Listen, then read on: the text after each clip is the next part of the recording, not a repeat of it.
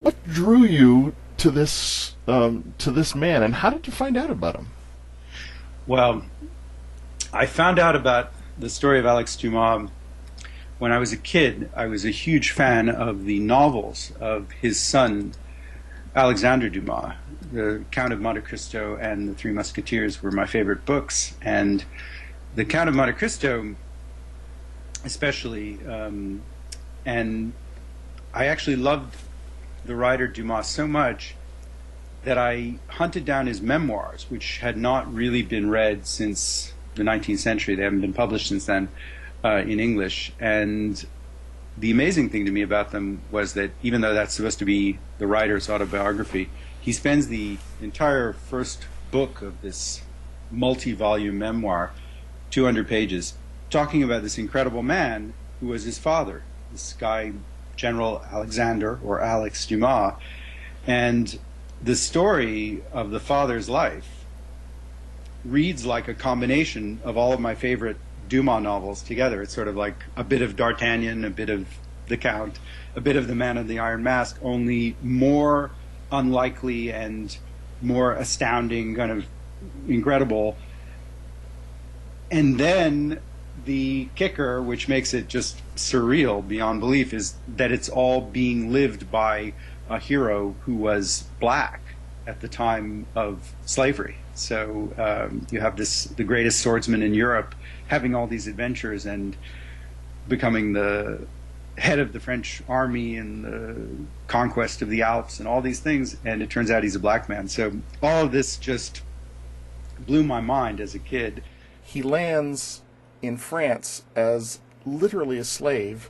Yeah, exactly. Well, even more incredible, he lands in France as a slave because his own father, Craig, has sold him as a slave to another person at the port in Haiti because his father needed money to buy a ship ticket. And it's completely like a story out of Dumas.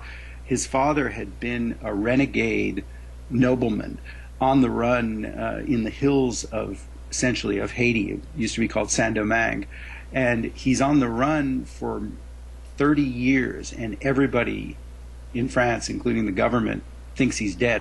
But he heard about an inheritance back in France, and he decided to reappear to the world, and he pawns young Alex to buy his ship ticket, but he keeps a special deal. I found it on a piece of paper that said he had the right to buy his son back if he inherited a fortune. And sure enough, the old man got to France.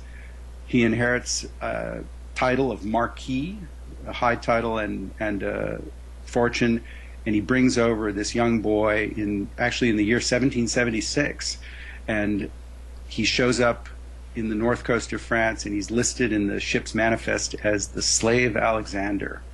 Within a few months, he has officially the title of Count, and he's got a long fancy name, and he's being trained as a swordsman and an equestrian in the shadow of Versailles, right in the heart of royal France, and he's getting the best, finest education of a young noble. The reason that it could have even been possible was that there was this civil rights movement that went on in France in the middle of the 18th century that's really been quite covered up and forgotten now, that on the eve of the revolution really assured rights for a black person that didn't exist anywhere else in the world. And it's very paradoxical because, of course, the French Empire was built on slavery. In fact, it was the most lucrative slave empire in the 18th century. Suddenly, every kind of opportunity is opened up to a young man of talent. Well, he just goes from very quickly from being a corporal in the dragoons at the sort of bottom to through one act of insane heroism after another. There's this bridge that they come to, and at the bridge, Dumas, leading the French dragoons, is suddenly outnumbered by an Austrian force that's more than 10 times greater, and in fact, pretty much all of Dumas' men turn tail and run.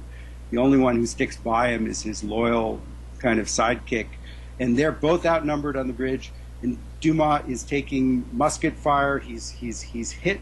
He has two horses shot out from under him. He's getting attacked with sabers by all these guys, but he just stands his ground and will not give up this bridge. And eventually he turns the entire battle. Finally, reinforcements arrive, and by that point, Dumas should be accepting medical help, but he doesn't. He just takes a horse from somebody and chases the enemy troops up towards the Brenner Pass. And it's very typical Alex Dumas. You just find records of this everywhere. He was sort of the action hero of the Revolutionary War.